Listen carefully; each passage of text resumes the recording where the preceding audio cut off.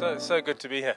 When Rudolph, he doesn't know this, when he phoned me to come and speak here, I was actually very grateful because we had just made the decision to go back and live in Johannesburg. So it was an excuse. We moved in 1st of June and back again already, which is lovely.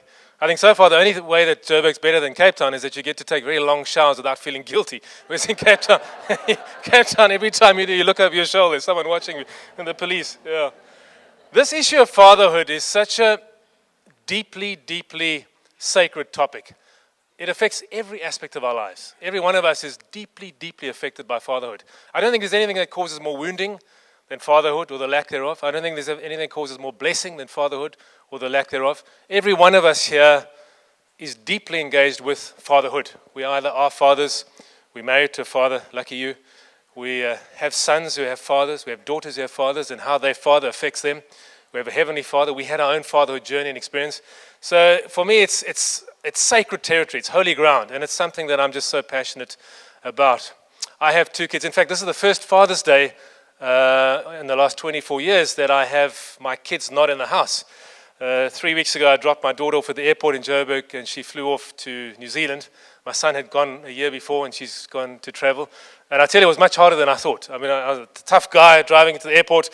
Dropped her off, and I was just trying to hold it together while she, and then I said goodbye, and she snaked in this queue, and I looked at her, these big eyes, and on the way back to the car, my face was crumbling. I had to really compose myself, get back into the car, and I lost it a bit. It's an amazing, amazing thing being a dad, and both my kids have flown the nest. They launched, and it's beautiful. It's a joy and a sadness when your kids go. It's like a joy, yes, they launched, it's beautiful, but there's also this, wow, it's the end of an era. So my fatherhood journey began 24 years ago with the birth of my son. And it wasn't, I don't know about those of you men who've been in the room when your kids were born, it's not like they tell you in the books, is it? And your kid, when they pop out, it's nothing like the pictures on the wall, the baby. I mean, I remember standing there, and you're kind of expecting, or you're wanting in the back of your mind, angels to start singing and clouds to start popping and harps, but it's not like that at all. I mean, it's a very, very messy project, very messy. And you stand there, and this creature pops out from the depths, and he does not look anything like what you signed up for. I remember standing there thinking, damn, is this really mine? Do I want? I mean, he was squashed. He was actually ginger hair. There's some ginger in our background, and he just did not look. I mean, moms lie, don't they? When they say babies are beautiful, they often are when they first pop out. But within a couple of days, I was completely besotted, completely.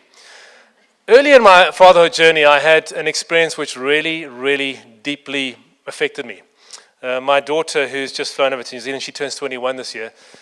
Doctors came to us and said that she'd need an operation in her heart. She had a small hole in one of the walls of her heart. And those of your parents know that when your kids hurt, I think you hurt more. So I went to the doctor and I said, can I please just come into the theater and hold her in my arms as she goes under anesthetic, just to minimize her trauma. And then can I be there when she comes around out of anesthetic? She was only 2 or 3 years old. And he was kind enough. He said, yes. So I put on the jacket and I put on the mask, and I actually held her in my arms as she went under anesthetic. And then I was there when she came round. Operation was a great success. These days, instead of open heart surgery, and this was 20 years ago, a catheter into the vein and it pops up into the heart, and an amazing. So a day later, she was out and running around with just 1 stitch. But a month later, we were at my house, and we had a group of people around. We were standing on the lawn outside braaiing, and we were in a circle, some friends and family. And one of my friends said to my daughter, her name's Blythe, I believe you were in hospital recently. And she looked up and she said, yes. She said, yes, my heart was broken. But she said, but my daddy fixed it. Oh. I said, Blythe, why are you making me cry in front of my friends? I mean, this is just the revelation that I was her daddy who fixed her heart. For me, it was, of course, I didn't fix her heart. But I realized I'm this man that she looks to. I am her everything. I can fix her heart. I can do anything. And it was just a matter of fact, my heart was broken, my daddy fixed it. And it started this journey for me I asked myself, am I that man that she wants me to be? Am I? And I began to realize that we father out of who we are as men. We can only impart what we have to impart. We father out of who we are as men, not who we are as women, who we are as men. And I began to realize that as I studied this and began to search this whole aspect of what it is to be a man, that men are under a lot of fire. There's a lot of confusion about what it is to be a man. And as I looked in the mirror and said, am I that man? I thought part of me is, yes, I adore my daughter, I love her. But there's parts of me that maybe need to step up to the plate more, or maybe could grow more. And I realized that fatherhood's a parallel journey for all of us. It's the journey of being and becoming a whole man as we raise our boys to become men and our daughters to become women. And it's a parallel journey throughout our lives as a father. And for me, my kids became the greatest inspiration for me to get it right. I often think that I would have gone completely off track had it not been for my kids, because they need me so much, need us so much as fathers. So this journey began. John Aldridge is a great author, one of the biggest influences on my life, and he wrote a book called Wild at Heart. Many of you may have read it. And in it, he talks about the heart of a man, what drives the masculine soul. You'd agree that men throughout the world today, there's a confusion about what it means to be a man. Who is the ultimate man? Is it Homer Simpson? Is it Julius Malema? I mean, who do we look to for our guidance as to what, rock stars and rap artists? John Aldridge talks about the three things at the core of the man's heart. And I just love the way he puts it. He said, at the core of the heart of every man are three desires. One is the desire for a battle to fight. I can't believe you didn't mention how well the Springboks played yesterday. Hey? Hey? I mean, it's Father's Day, for goodness sake. Hey, well done, Boks. Hey? Awesome. Most of you guys won't answer this honestly, but how many of you guys feel more of a man when the Springboks win? There's an honest man. There's another one. Yeah. We'll talk about that too. Is the desire for a battle to fight. Every man has in him this desire for a battle to fight, a cause, a reason to live, something to pit his strength against. I mean, that's why men are generally sportsmen. That's why for Father's Day you have kayaks and canoes and golf things. And I mean, all of this involves somewhat of a battle, doesn't it? Even golf, which is a fairly passive sport, really, isn't it? I mean, I often say to people, I think I annoy golfers. I said, I'll take it up when I'm 65. But even golf, I mean, the goal of golf is to whack that little ball as hard as you can, beat the crap out of it, and hit it as far as you. I mean, there's an element of a battle in it, isn't there? And there's guys with you, and you're teasing each other, and you're wanting. There's a guy in each guy's heart is this desire for a cause, a battle, a reason. I mean, you give a bicycle. Well, let me get on to the next one. Adventure to live. Every man is about the story. You know, I hate to break it to you ladies, but when we gather around the braai, we're not talking about relationships. We're not saying about how sad Rudolph was yesterday because his dog passed away. That's not the kind of thing we talk about at braai. We talk about stories and about adventures and about, the time we were on a kayak and we saw the shadow beneath us and, we thought we were dying, but damn, it was good. It's about the story. Men are all about the story and the adventure. You give a bicycle to a young girl of 12 and to a young boy of 12. And I guarantee you, in 3 weeks' time, those bikes are not going to look the same, are they? I mean, for the boy, it's not enough just to go from A to B. It's got to be no hands, then ramping, and then, boys have this instinct in them it's the reason why insurance companies much prefer women to men, don't they? Because they're far less likely to do themselves in the most stupid way. I mean, the amount of claims you process for men must be a lot more than women because men have this craziness. I've seen a bunch of boys when Luke was about 11, hanging out on their BMX bicycles, and they're hanging out after school, and they got their bikes, and they get a bit bored, and something just clicks over in that testosterone-fueled brain. And the one guy says, I wonder what would happen if we rode our bikes into that brick wall over there. And they do. Now, guys, I get that.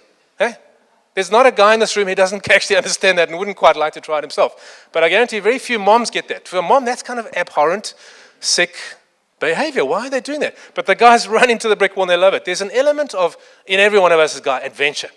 If you think about all of our ancestors, no matter where you come from, none of them were content, were they? Just to stay still.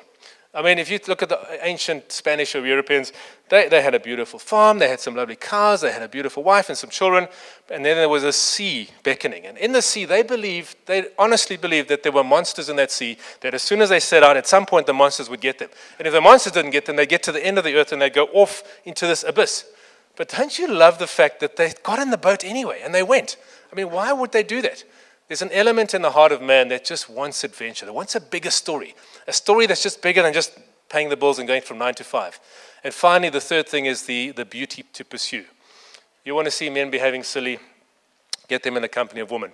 Men walk differently, they talk differently in the company of women. There's this desire for the beauty to pursue, isn't there, in every one of us? If you look at every movie that men have made famous, I don't know about you guys, but sometimes it's a struggle when you want to choose a movie with your wife. Hey, amen. You have to take turns almost. What do you want? You want Rambo, Rocky, Die Hard, Braveheart. What does she want? She wants somebody's diary or letters from whoever. There's a difference in what we want and desire as men. And every one of those movies, You look at it, James 1 has the battle to fight, the evil guy that we're fighting. It has the adventure to live, the car chases and the mayhem. And there's always the beauty, isn't there? There's always the reason. There's the woman this is the reason I'm doing all this crazy stuff. I mean, a world without woman would not be a pretty place. I can guarantee you that. But in our hearts is this desire, battle to fight, adventure to live, and beauty to rescue. And it's not about macho either. I mean, let me ask you guys who play chess as a man. I mean, do you like to lose when you play chess? No. You know, whatever you play, there's this desire, battle. I want to win this thing. I want to win it. So it's not about macho. It's not about sport. It's not necessarily all about the adventure and the outdoor, but it's about a reason, a purpose. And you know, we were born to battle, weren't we, as Christians? We're born into a very, very real, very raw, very bloody battle. And we need to fight for our lives, our wives, our children, our sanctity. There's a battle that we need to fight. And one of the problems that's happened in the world today is that the world has tried to feminize men, to calm down men, to tame men. We're living in a country where men are behaving very badly. There are 15 times more men in jail than there are women. We're the rape capital of the world. There's a tremendous amount of woundedness, and when masculinity goes wrong, it can go horribly wrong. But those three things innate in us, I want to submit to you that is God-given. The desire for battle to fight, a story to build, a big story, an adventure, and the desire for beauty to love and pursue. That's a God-given desire. Imagine a world where every single man uses his strength to fight against what is wrong and stand for what is right. We wouldn't need a police force, would we? We wouldn't need social services. We'd live in a paradise world. If every man used his strength and his desire for adventure to build a life bigger than just his A to B and his 9 to 5 and his bond, to build a story bigger than himself, to get involved in community and life and building, and if every man pursued and chased one beauty and loved and protected and served her, we'd live in paradise. So this desire of men that's in our hearts is God-given. And it's so important that we validate that. You know, I say to men that we are actually designed to be dangerous. We're designed to be dangerous.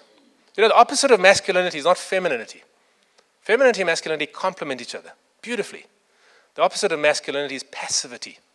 It's not stepping up to fight the battle, to pursue the beauty, and to live the adventure. And so as men, we're designed to be dangerous, but never, ever, ever to women or to children or to each other. We're designed to be dangerous to whatever threatens them and fights against them. So this is the heart and the desire and the core of man. If you look at the desire of a woman's heart, it's slightly different.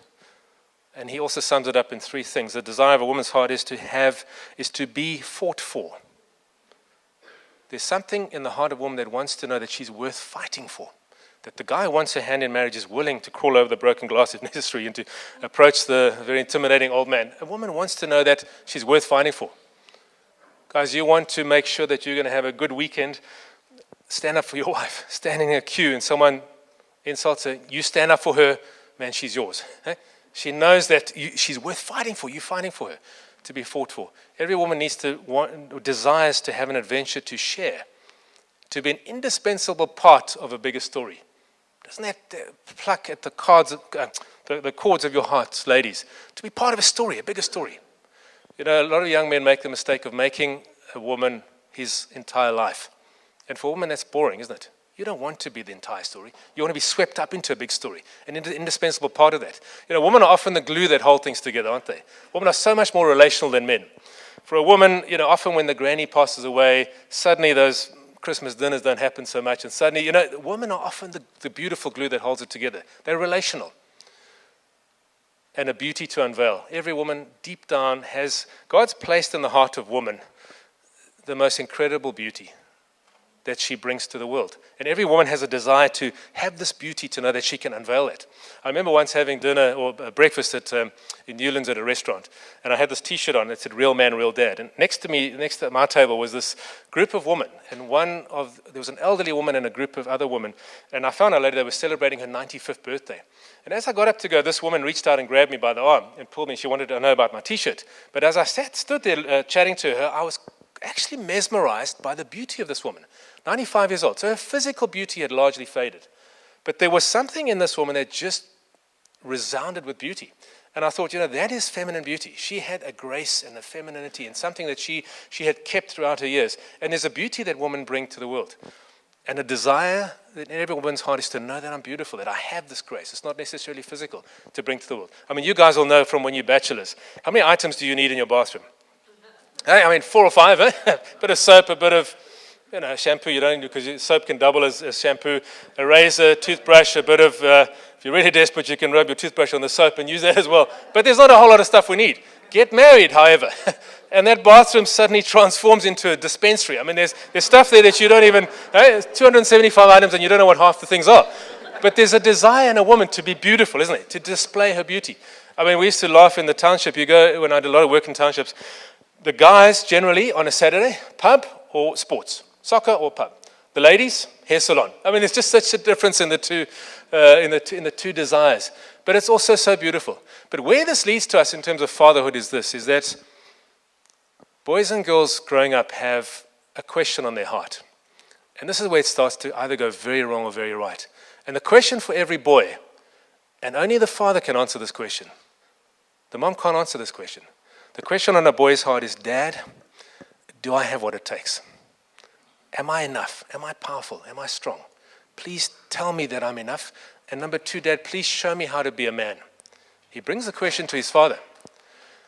And in the heart of a girl is the question is, Dad, am I worth pursuing?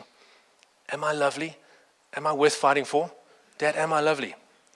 She brings the question to her father. And this is where a father needs to know and answer those questions, and many times doesn't.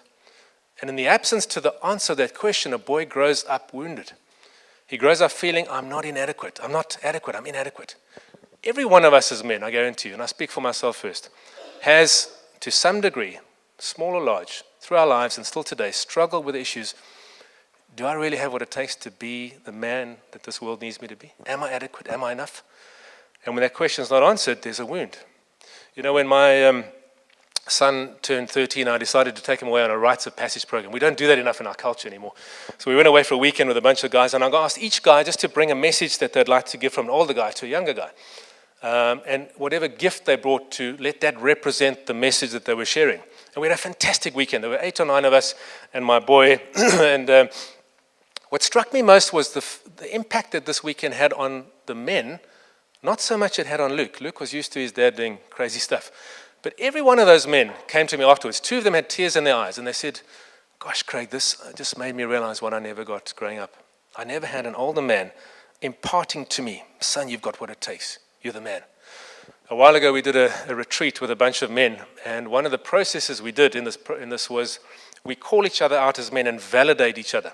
And it's something I learned 5 or 6 years ago that just had such an impact on men. And I had the honor or the privilege of validating a guy called Patrick. Patrick was 60 years old. I was still in my 40s. I put my hands on, and we did this. We put our hands on each other's shoulders and I said to him, Patrick, as a man, I see you a man. And I validate you a man. And I bless you as a man amongst men. And as I was doing this blessing to Patrick, tears started pouring down his cheeks.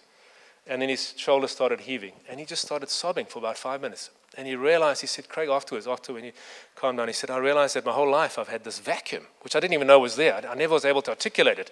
But I'd never been seen by my dad and validated and said, Patrick, you're the man. And so he walked his whole life throughout that. You know, when we used to live in Nysa, I used to run a company called Outward Bound.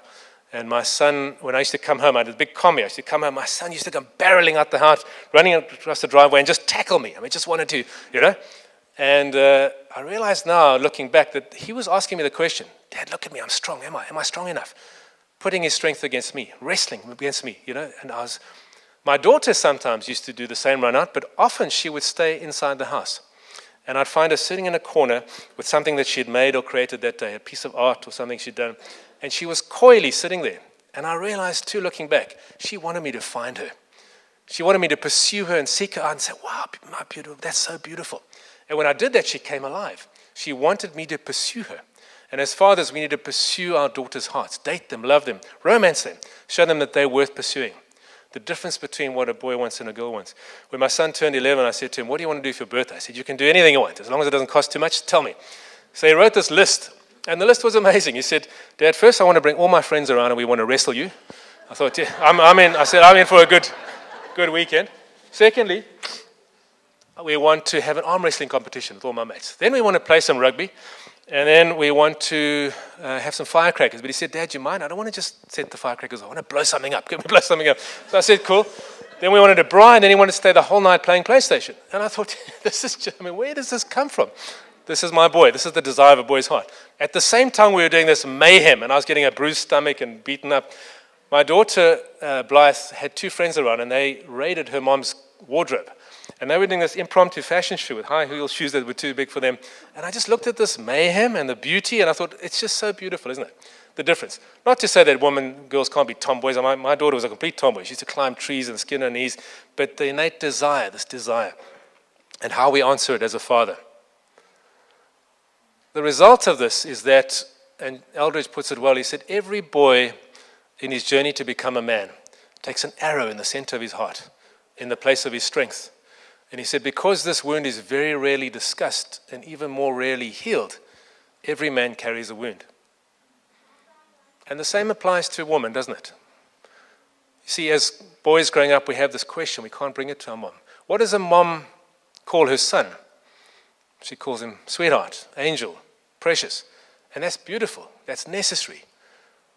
But there comes a time when the boy wants, you're my tiger. You're wild. He wants to hear that. And it's got to come from the dad. You give a dress to a young girl, a beautiful dress, and as a mom you say, oh, you look lovely, my honey. She's going to love that. But what is she really waiting for? She's really waiting for daddy to come home. Because when daddy says, you're just so beautiful, my precious, she comes alive. There's something about the masculine validating the feminine in his daughter that's just so beautiful, and pursuing the feminine. I often say to guys, if you're the first one to pursue your daughter and romance her, the chances are less that some pimply-faced teenager is going to pitch up at the door one day and do the same. And so we grow up with a wound. You see, the other things that wound us as men and women is the lies about masculinity and femininity. The 4 big lies about masculinity are basically sex, power, money, and big boys don't cry.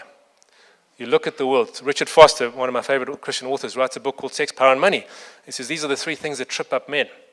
And if you look at society, those are the things that are put out there as what defines a man. The more successful you are with women, the more money you've got, the more power you are, the more of a man you are. And those are the things that men struggle with. I do a lot of work in townships, and often I arrive there and there's a church, which is a tent. And the congregants are very, very poor. But the pastor pitches up in a big BMW. And he gets out the BM, and there's someone waiting to carry his Bible. And I say to the guys, I'm brutal. I say, if someone needs to carry your Bible, there's something wrong either with your biceps or your ego. Which one is it? There's something wrong here. But the point is, this whole thing of power, and we see it in churches and families, and we see it in government and corporations, men striving to be powerful and have the money. And how many men fall with women? Why? Because this is what we feel we need to do to be the man. So what is the result of this? Is the result of a man growing up wounded is that there's a sense of inadequacy. There's a sense of, I don't have what it takes. And therefore, I need to do something. And we do 3 things, one of 3 things, and sometimes a combination of all 3. The first thing we do is we pose. We do. Huh? I see some smiles there. Huh? We all pose, don't we? We've all got something we do. I mean, you get a guy walking along and suddenly there are a few girls there. He walks differently. I remember 3, maybe a bit longer, hopefully a bit longer. I was jogging along the promenade in Cape Town, and I had a real problem with one of my knees. And so I end up limping along the promenade. And I see these 2 very attractive young women jogging towards me. Without thinking, I was running again. I mean, it was just this automatic. I didn't even go through a conscious process of it. It was just so quick. And as I was running past, I thought, Craig, you're such an idiot. Why do you have to do this? I'm posing. I'm playing the man. I've got to be the man, And we all do this to some degree. And with our poses, we're the computer geek or the life and soul of the party, or we dress in a particular way, or we have a Harley. Whose Harley is that? We're just jealous. There is somewhat of a pose. And that can range from being mildly ridiculous to be completely, the guys, I don't know if you've ever sat in Camps Bay and the guy pitches up on, in a super sports car and just mounts the pavement. I mean, you get that kind of pose.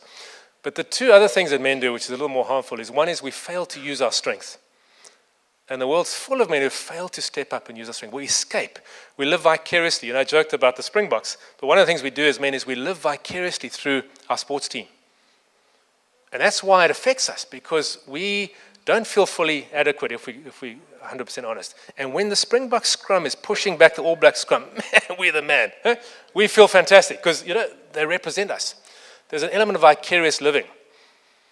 We live through our work. Sometimes we escape into work. We escape into all kinds of different things. And all of it is escaping away from stepping up and using our strength and fully engaging life as a man. The third thing men do is they misuse their strength. Why do you think men cannot ask for directions? We're really bad at that. I mean, you're driving in a car and you're lost. But you're not going to confess that you lost, whatever happens. And your wife's getting more and more annoyed, and she's saying, come on, pull out, ask someone. No, I've got this. Because as a man, we feel we have to have this, because if we don't, we're not the man.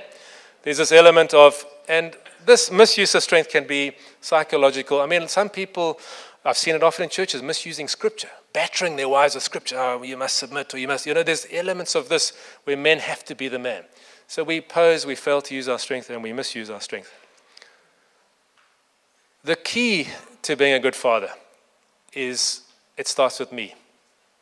And to realize that in many of us, in all of us, in fact, to some degree, there is a boy in the man. And this is a profound question to ask ourselves as a man. In any given situation, am I bringing to the situation the wounded boy who's crying out to be validated, to be seen, to be the man? Or am I bringing the strong, wise man who I am? And much of the journey is refathering ourselves, is we've become a man. And in our manhood, there's wisdom and there's strength. And yet there's the boy inside that often trips us up, the wounded boy. And so it's to ask ourselves, let me acknowledge the boy. Let me actively, as the man, refather the boy.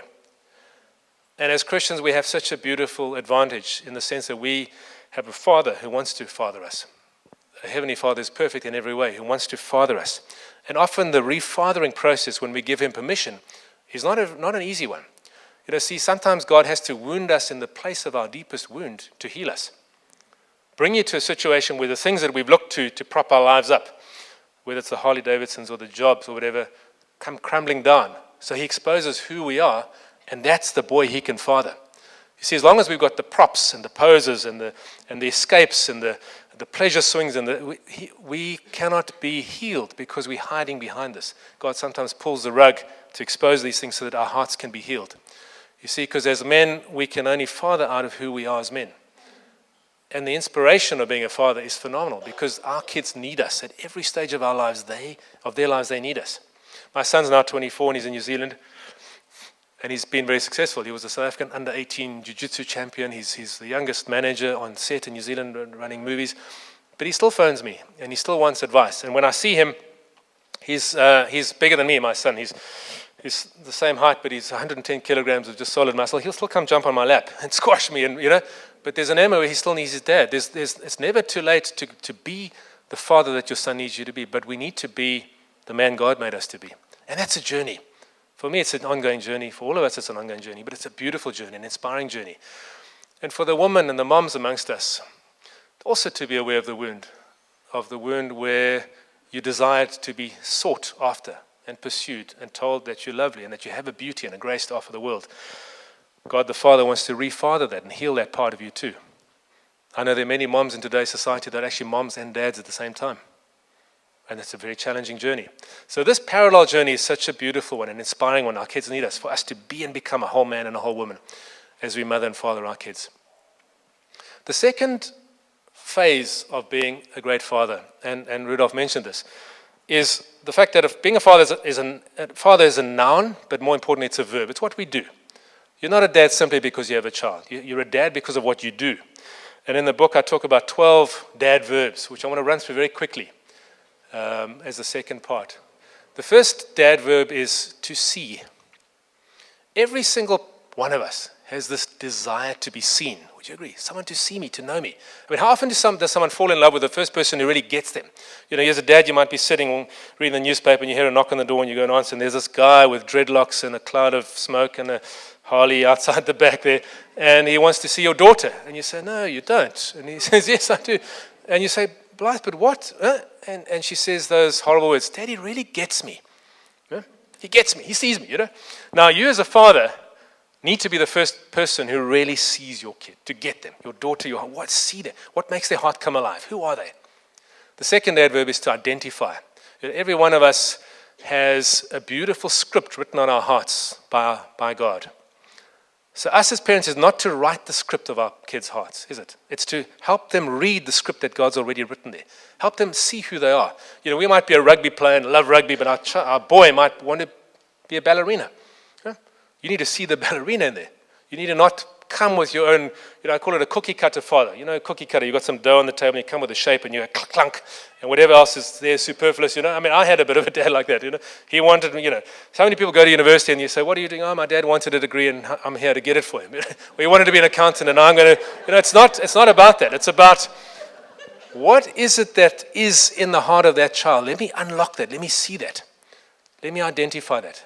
There's a scene from the movie Dead Poets Society, one of my favorite movies, where one of the young men wanted to be an actor, and his dad didn't want that. He wanted him to be a businessman. And he got into the school play, and he was so proud, and his dad, not only did he not come, but he refused to allow his son to go. That young boy ended up committing suicide. Why? Because he was crying out to be seen and identified by his father, and his father just didn't do that.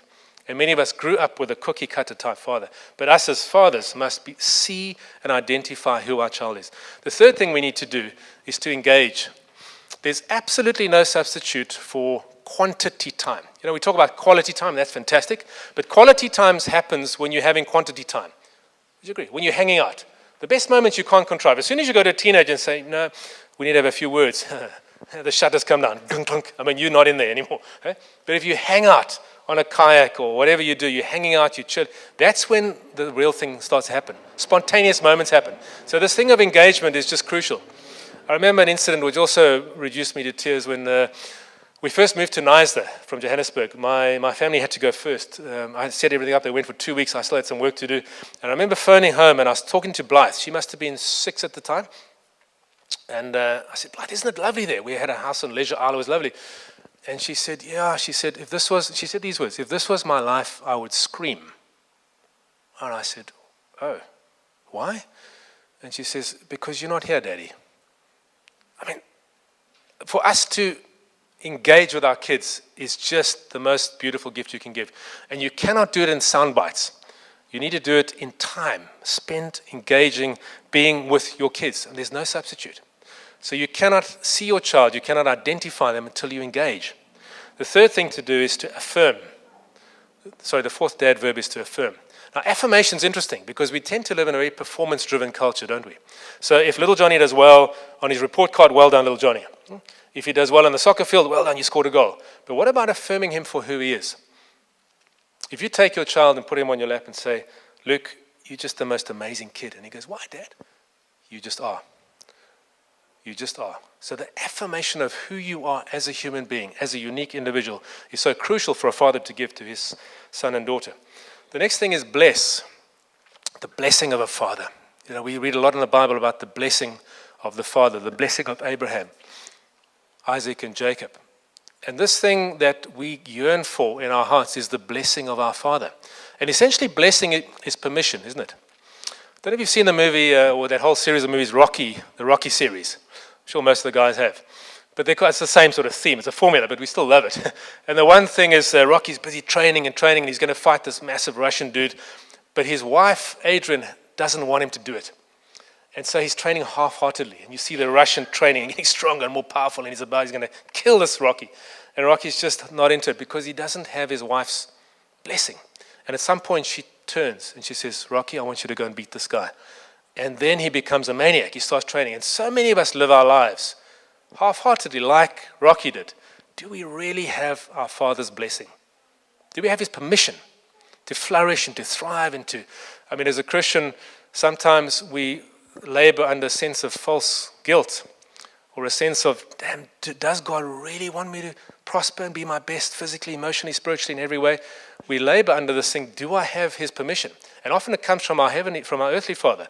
Because if our dad wanted us to be an accountant and we're not, we're a disappointment to him, aren't we? Our dad wanted to be a cricketer and we're a musician instead, we're a disappointment. So the sense is, do I have permission to be a musician? Or whatever it is. There's a lovely scene in the movie Chariots of Fire.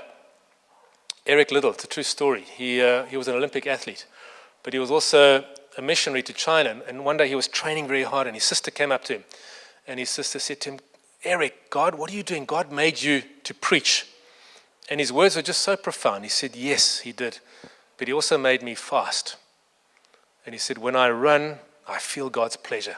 Love those words. When I run, I feel God's pleasure. When we are fully alive, doing what God made us to do, we feel the pleasure and the permission and the blessing and the mandate of our Father. So as a father, are we blessing our kids and saying, you have my permission to be fully alive and fully who you are? And remember the parallel journey. We can only do these things if we have them ourselves. So the questions we ask ourselves is, do I have permission? Do I feel like I have God's mandate and permission to be fully alive and to do everything he made me to be? The parallel journey. The next one is to love. You talked about the 5 love languages. Shakespeare said that he does not love who does not show his love. And for us, it's so crucial as parents and as fathers to display lavishly our love for our kids. I used to sing. I cannot sing to save my life. I'm not going to demonstrate because you'd probably clear the room. But I used to sing to Blythe, and she used to get all embarrassed. But the one day, there was a song, The Most Beautiful Girl in the World, you're the reason why God made, it's a corny song. I used to sing this to him. And then one day we were driving in the car, and the song came on, and I was a bit distracted, so I didn't sing. And she said, and I looked at her, and she said, Dad, she got indignant that I wasn't singing the song because she used to protest. But so lavish displays of love are just so crucial for us as parents. The love language principle is asking somebody or finding out, and this goes to do with seeing them, how do they like to be loved? Not how I want to. What do they want? So dating your daughter is a beautiful thing. And your son, you say, you for Saturday afternoon, you've got Dad. What do you want to do? You name it. Whatever they want to do. We saw those kids in the clip talking about the things that they love doing. Nurture is the 7th dad verb. Nurture is something that comes naturally to women, isn't it? There's a very, very sneaky system in Sea Point at the moment. I don't know if you've been for a walk along the promenade. This dog shelter has this temporary shelter on the promenade with all these cute puppies. It's a total death trap for men with their daughters and their wives. Because you walk past this thing, these cute puppies, it's going to happen. You're going to go home with a dog. There's a natural instinct in a woman to nurture. But there's something amazingly powerful about masculine nurture. Beautiful. I talk to dads and say, create around you what I call the lap of grace. An area around you where your kids are safe. When they come in there, they're safe.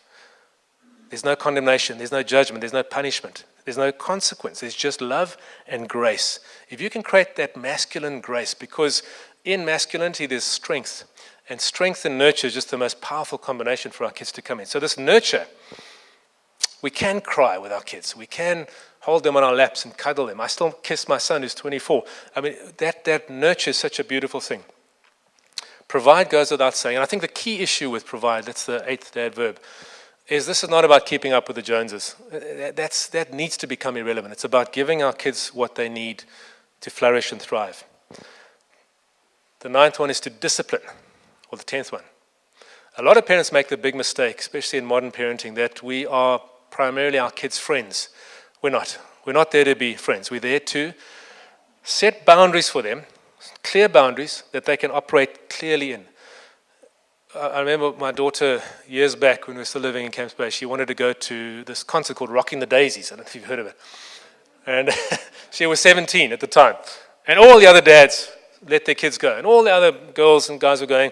And I just didn't feel right about this. I investigated. And obviously as a dad, you think of this as this dreadful satanic trap of tents and Rohypnol. And you obviously, but I said to her, Blighty, no, not now. And boy, I was unpopular. I was really not the cool dad. And you feel it. You're driving her to school in the morning. There's icy cold cloud. It's horrible.